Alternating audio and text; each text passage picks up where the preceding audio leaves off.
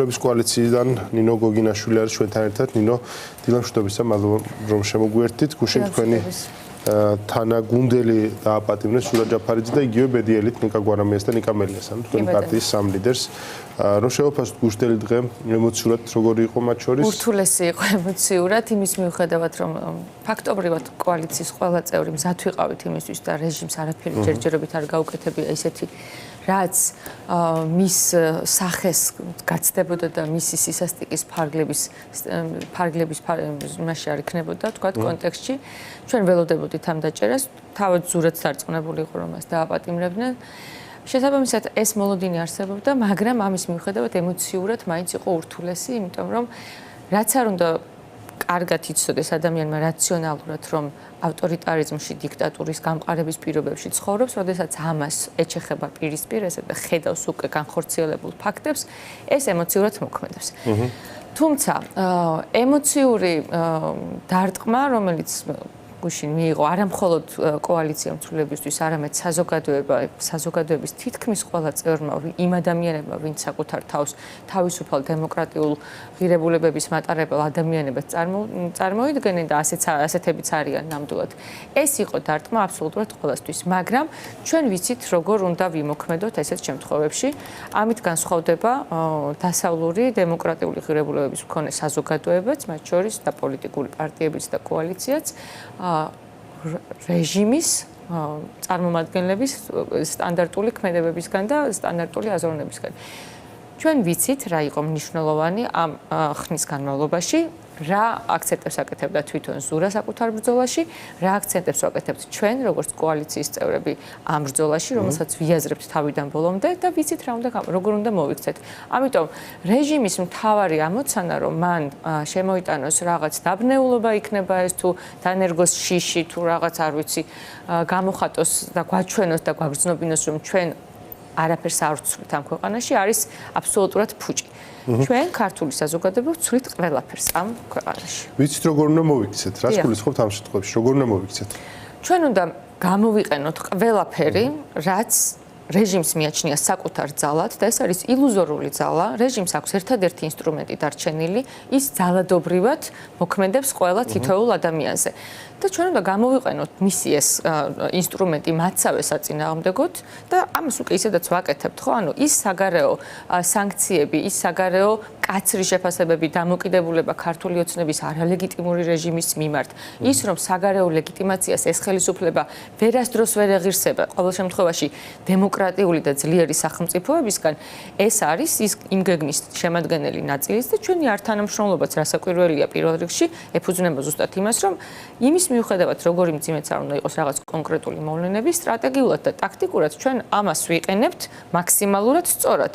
იმიტომ რომ ეს ნამდვილად არის ოპოზიციის სიძლიერეც და საზოგადოების სიძლიერეც. ანუ ჩვენ არ დავსხდებით ახლა და თავზე ნაცარს არ წავიყრით, იმიტომ რომ კოალიციის ჯერჯერობით ერთი ლიდერი და ნამდვილად თქვენ სწორედ აღნიშნეთ ირაკლი, აბსოლუტურად დარწმუნებულები ვართ, რომ ნიკა მელიასაც და ნიკა გვარამიასაც რეჟიმი ციხეში გაუშვებს. იქნება რომ სხვანაირად მოიქცნენ ამ შემთხვევაში, მიხედავთ რომ სასამართლოს აქვს ამის უფლება მოცილება წესით, არაფერს სხვას ამ მიმართულებით არ უნდა ველოდოთ. როგორ ფიქრობთ, ამ კონტექსტში რამდენად მნიშვნელოვანი მაგალითი არის ეს სხვებისათვის და რა შეიძლება ახალი მოიტანოს ქართულ საზოგადოებაში პოლიტიკოსების აღქმის მიმართულებით, სადაც ეს ნდობის ძალის ამბავი ძალიან შერყეული იყო. საზოგადოების აღქმაში უკვე ხედავთ, როგორც იმოქმედა ზურაც გადაწყვეტილებამ, აბსოლუტურად ყველამ დააფასა მისი პრინციპულობა, აფასებს მის თავგანწირვას. ჩვენ არ ვიტყვით და მე არ მივცემ თავისუფლებას, რომ თქვათ ნებისმიერი სხვა ოპოზიციური თუ არაოპოზიციური და ნაკლებად პარტიების წარმომადგენლების გადაწყვეტილებაზე ვიმსჯელო და ვისაუბრებან გავკიცხო, მოვუწოდო მათ, რომ ისევე მოიქცნენ, როგორც ზურა მოიქცა ამ შემთხვევაში. ეს იმის მიუხედავად ზურას აქციელი, იმის მიუხედავად, რომ მისი პირადი გადაწყვეტილებაა, ასევე არის არათანამშრომლობის სტრატეგიის განუყოფელი ნაწილი. ეს ხომ არ არის ახირება, რომ ჩვენ დღეს არ გადავიხდიდით გირაოს და ზურა არ გადაიხდიდა გირაოს და არც ნიკამელია და არც ნიკა გვარამია არ გადაიხდიან გირაოს. ეს არის იმ გეგმის და იმ მოქმედების შემადგენელი კომპონენტი, რომლითაც ჩვენ 2024 წლის 26 ოქტომბრის შემდეგ ყოველი დღე და ყოველი ნაბიჯი ამ გეგმის შესაბამისად გვაქვს განხორციელებული.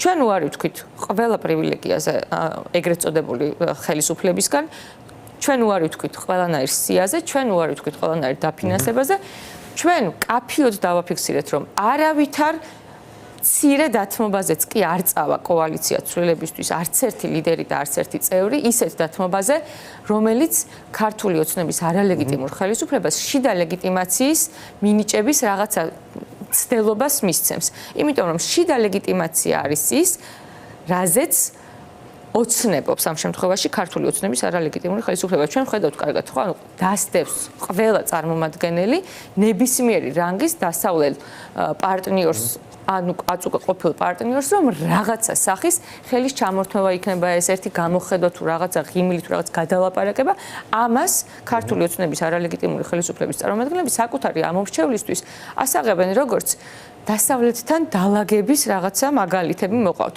გაიარა 20 იანვარმაც, ჩაიარა ტრამპის ადმინისტრაციასთან ქართული ოცნების დალაგების ყველანაირმა ვადამ და ნახეთ მარკო რუბიოს განცხადება, ამაზე ყველა საუბრობს. და ვიცით რომ საქართველოში დღეს ხელისუფლება, რომელიც ეგრეთ წოდებული ხელისუფლება, ამ ხელისუფლებას არ აქვს საგარეო ლეგიტიმაცია. შესაბამისად, ის გეგმა, რომელსაც ჩვენ მივყვებით, ეს არ არის მარტივი გზით სიარული. ჩვენ ვერ ვეტყვით და არ ვეტყვით არავის, რომ გაიმეორეთ იგივე და მოიქცეთ ისე, როგორც ვიქცევით ჩვენ. ამ ბრძოლაში ის პარტიები იქნებიან ცალკეული ინდივიდები თუ კოალიციები, თუ თანხმდებით რომ ჩვენ გვაქვს ერთი მიზანი, ამ ბრძოლაში ამ მიზნისკენ სავალ გზებზე ჩვენ ვერავის ვერ მოვედავებით. მანამ სანამ ეს მიზანი ნამდვილად არის დეკლარირებულად მაინც ყოველ შემთხვევაში ცხადი და მიზანი არის ქართული ოცნების არალეგიტიმური ხელისუფლების ჩამოშორება მართვის სადავეებიდან.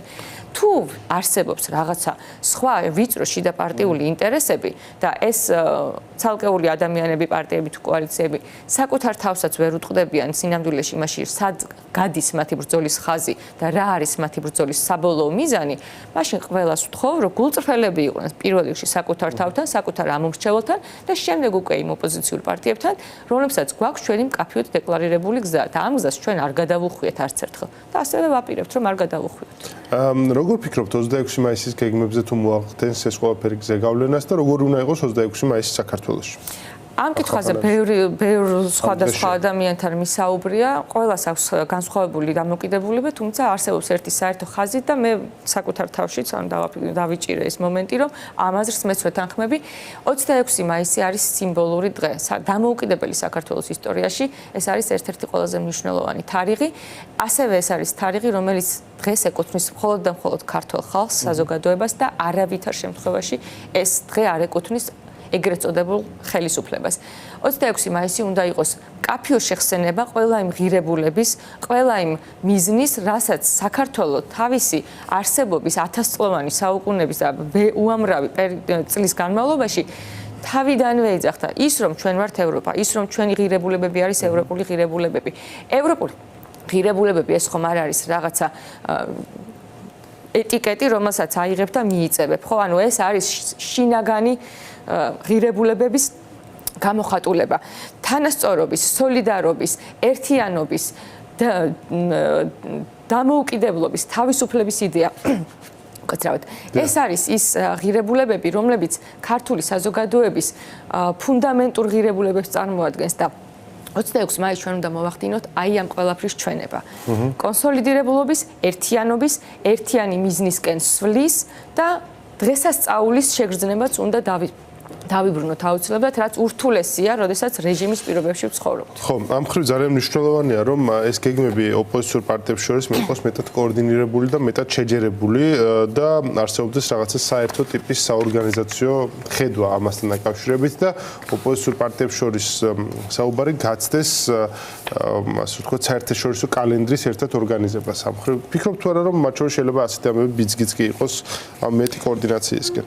მე დარწმუნებული ვარ, რომ ყველა ის მომენტი, რომელიც ჩვენი პროტესტის და რეჟიმთან ბრძოლის ნაწილში იქნება საზოგადოების მიერ მოპოვებული გამარჯვება, რაც არ უნდა უცნაურად ჟღერდეს პრინციპულობა ამ შემთხვევაში ზურა ჯაფარიძის პრინციპულობა არის თანამშრომლ რეჟიმთან არის საზოგადოების გამარჯვება. კი, ასეთი მაგალითები მნიშვნელოვნად ასაზრდოვებს და პოზიტიური ენერგიით ტვირთავს ნებისმიერ პროტესტს, ნებისმიერ თარიღს, მათ შორის და განსაკუთრებით ისეთ თარიღს, რომელიც პირდაპირ კავშირშია თავისუფლებასთან და დამოუკიდებლობასთან. მართლა მგონია, რომ ის გზა, რაც ზურამ თავისთვის აირჩია და რაც კოალიცია ცვლილებისთვის ლიდერებს აქვს თავისთვის არჩეული, იქნება კიდევ ერთი მნიშვნელოვანი ბიძგი. უბრალოდ ძალიან მნიშვნელოვანია კოორდინაცია, როგორც აღნიშნეთ, ნამდვილად და ძალიან მნიშვნელოვანია დეკლარირებულად, გაცხადებულად ყველა ოპოზიციური პარტიის სწორი ჩართულობა და სწორი პოზიციონირება ერთი და იგივე თემების გარშემო. მადლობა ძალიან დიდი ნინო გოგინაშვილი კოალიცია ცვლილებისთვის წარმომადგენელი იყო ჩვენი სტუმარი. ნინო, დაგემშვიდობებით. დაგემშვიდობებით, მადლობა.